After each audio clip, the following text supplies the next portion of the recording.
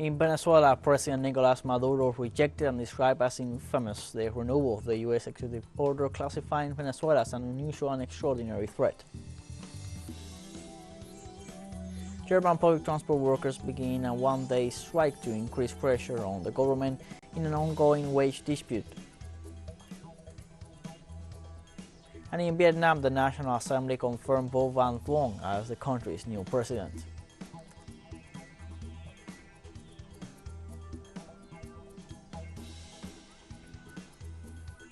Hello, welcome to From the South. I'm Luis Alberto Matos from the teleSUR studios in Havana, Cuba. We begin with the news. Nicolas Maduro, president of Venezuela, has rejected the extension of the United States decree declaring Venezuela an extraordinary and exceptional threat. In this context, the president reiterated his rejection towards Washington's threat against the South American nation. He considered this act an outrage that attacks the sovereignty and principle of self-determination of people. At the same time, the president underlined the strength of the Venezuelan working class in the face of the U.S. government sanctions. The president also recalled that 8 years have passed since the former president, Barack Obama, signed the executive order against the country, which was ratified by the president of the United States, Joe Biden.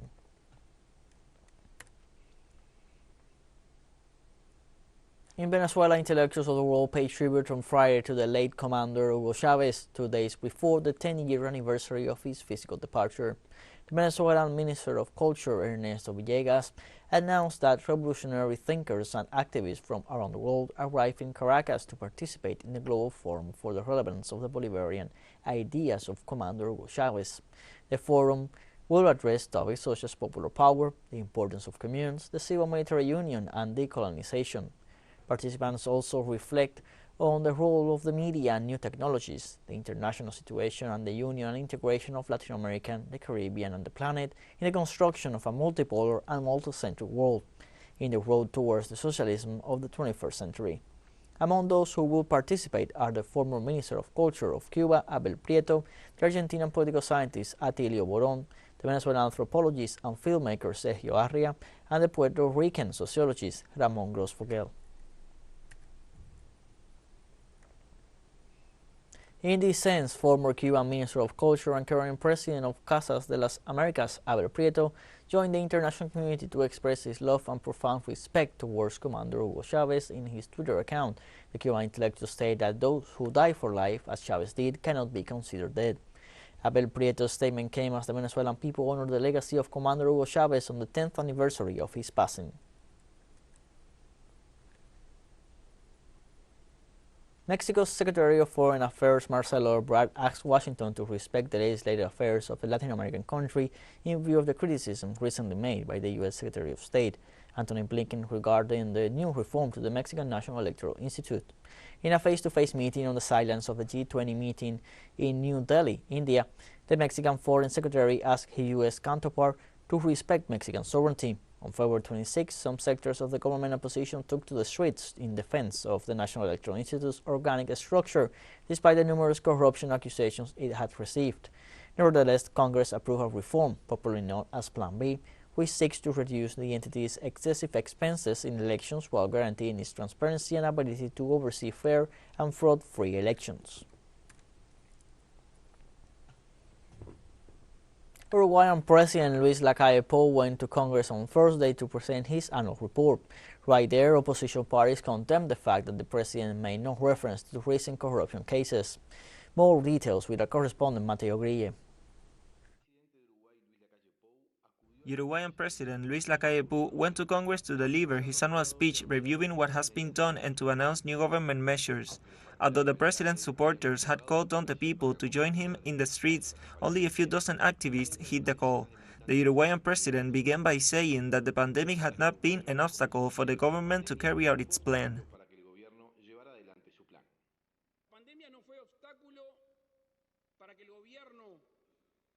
The pandemic was not an obstacle for the government to carry out what had been planned. It is true that the pandemic was our center of attention, but despite this deep world crisis, which we never used nor will we ever be used as an excuse, today our country, fortunately, and I imagine we all are happy about this, the country's economy is recovering.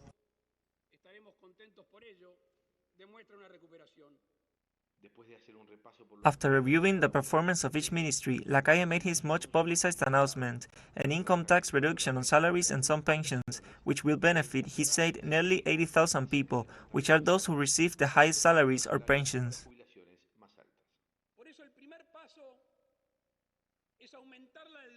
The first step is to increase deduction for lower income taxpayers and workers with dependent children.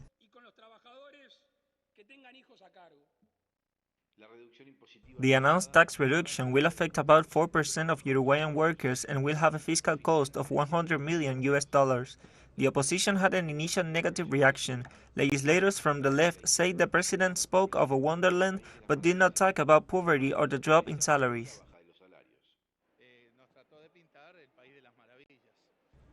He tried to paint us a wonderland, but in that wonderland there were practically no references to the increase of poverty, to the fact that unfortunately there are soup kitchens, nor to the fact that salaries and pensions today are lower, that prices have soared, to the fact that there are competitiveness issues. In more than 1 hour of speech, there were many things he left out.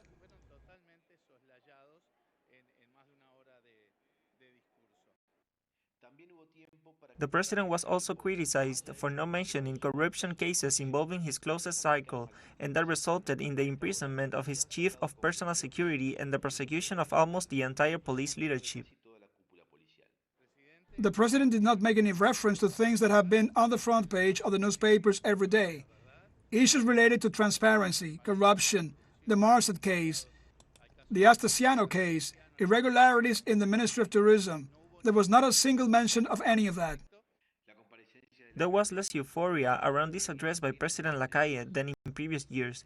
While inside Congress, guests were smiling, outside the building some dozens of militants were waiting to greet the president, while the remaining passers-by continued with their normal routine. Mateo Grille, teleSUR, Montevideo, Uruguay.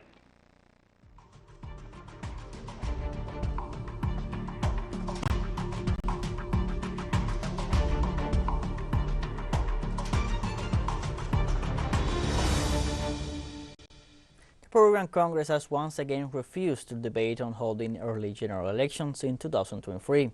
The proposal to retake the initiative for early elections was voted in the plenary of Parliament and only obtained 41 votes in favor, 62 against, and 2 abstentions. This is the 5th occasion in which the Peruvian legislature has opposed one of the main demands that have kept demonstrators on the streets since December 7th, when Congress dismissed President Pedro Castillo and swore in Dina Boluarte as president, contributing to one of the worst political crisis that the country has gone through, with massive demonstrations nationwide and over 60 civilians dead amid increasingly violent repression. Let's take a short break, but first remember you can follow us on TikTok at the account of teleSUR English, in which you'll be able to see news in different formats, news updates, and much more. Other stories coming up. Stay with us.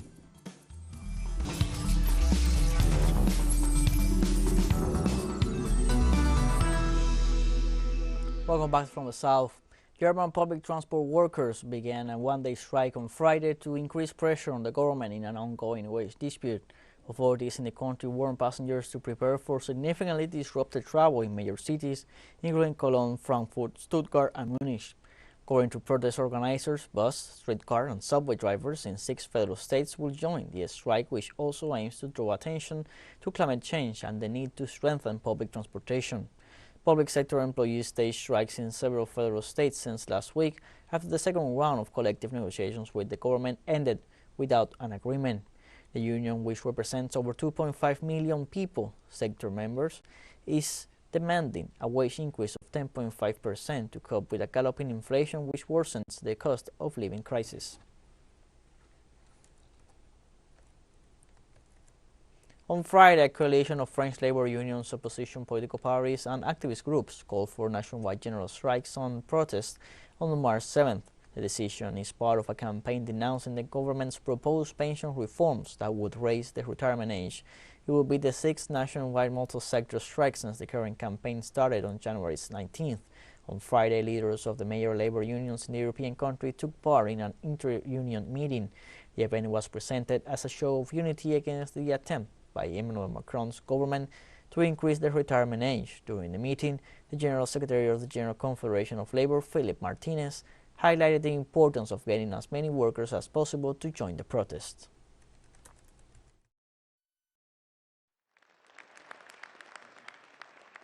Strikes, not the general strike, because the generalization of strikes, it seems quite clear to me, is that everyone should act everywhere.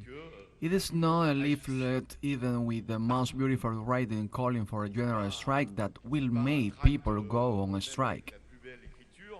On Friday, a large fire broke out at a fuel storage depot in Indonesia's capital, killing at least 16 people, injuring dozens, and forcing the evacuation of thousands of nearby residents after the flames spread to their neighborhood.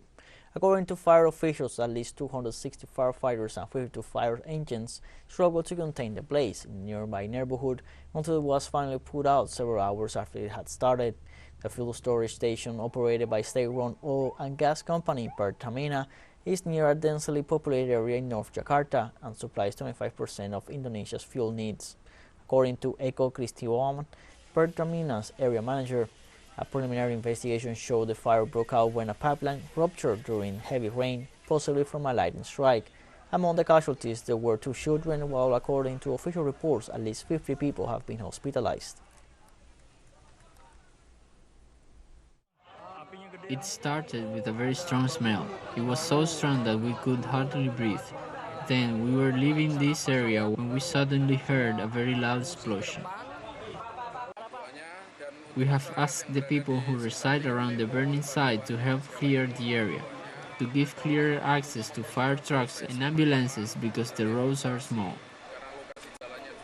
teleSUR English continues to grow. You can now tune in from 33 different African countries through StarSat, dial 461, and enjoy our Latin American alternative broadcast.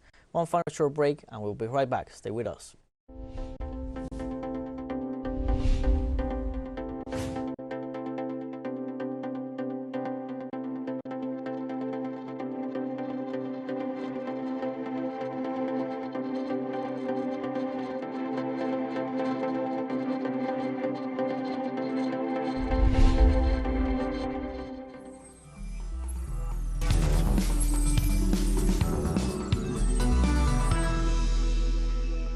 Welcome back from the South. Vietnam's National Assembly has confirmed Vo Van Thoung as the country's new president in a reshuffle of the country's top leadership amid a sweeping anti-corruption campaign. In an extraordinary session on Thursday, legislators confirmed Thoung, 52 years old, as president after the ruling Communist Party nominated him on Wednesday as the sole candidate. Thoung's appointment comes during a period of political upheaval in Vietnam, where the all-powerful Communist Party's corruption purge is underway and factional fighting has seen several ministers fired. The election follows the sudden dismissal in January of his predecessor, Nguyen Xuan Phuc, who was blamed by the party for violations and wrongdoing by officials under his control. The removal of Phuc as president was seen as a significant escalation of the country's blazing furnace anti-corruption crackdown.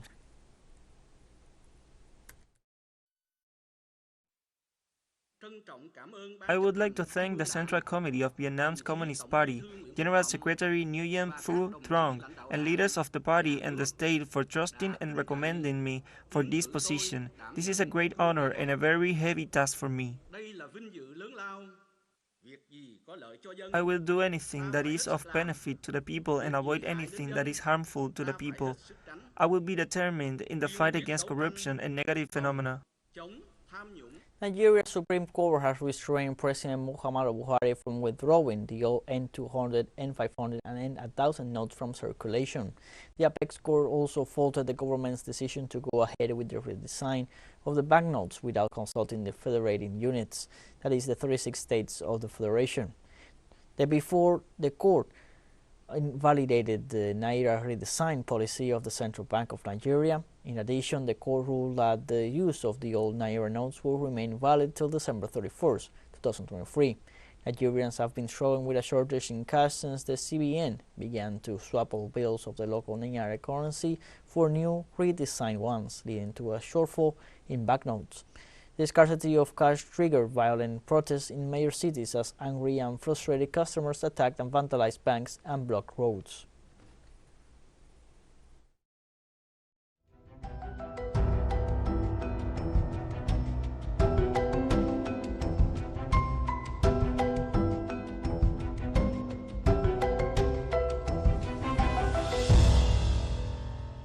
Authorities in Brazil announced that deforestation in the Brazilian Amazon set a new record in February of a total of 291 square kilometers, highest record for the month in the entire historical series.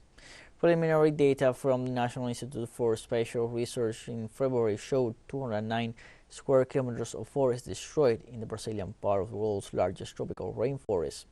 In view of the warning signs, the Executive Secretary of the Climate Observatory, Marcio Astrini, believes that the current administration of President Luis Inácio da Silva took the right measures against deforestation, but the work of rebuilding, putting the house in order is slower, more difficult than the destruction of the previous government of defeated President Jair Bolsonaro. In Cuba, actions to contain the huge fire burning for some days now in the eastern part of the country is advancing relentlessly. Forest rangers and firefighters of eastern Santiago de Cuba province, the Air Force and agricultural aviation are working together to contain the fire. Our collaborator Jordanis Rodriguez Laurencio has more details.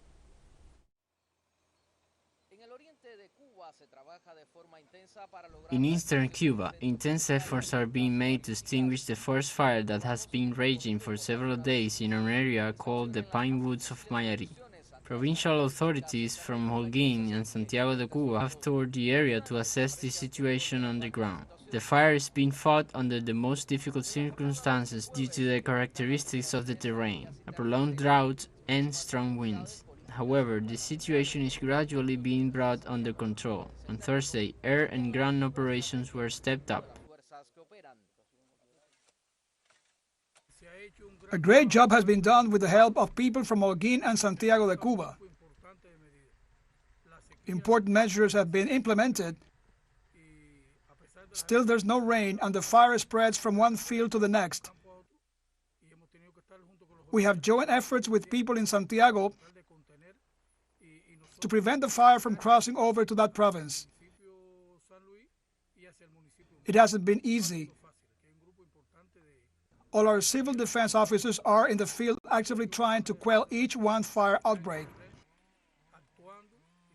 Today we have here more than 1,700 people from different organizations working together with the Forest Rangers Corps, the Ministry of the Interior, and the Army in a great brotherhood to contain the fire. These forests have been greatly damaged, but we must recover as much wood as possible and replant all of the affected areas. As the Cuban president said, it has been a great joint effort. To date, more than 211 kilometers of tracks have been made to contain the fire, 119 of them with bulldozer machines and 92 manually. Meanwhile, the specialists of the Cuban Agency of Science, Technology and Environment in the area are studying the impact on the ecosystems and making proposals for a gradual recovery.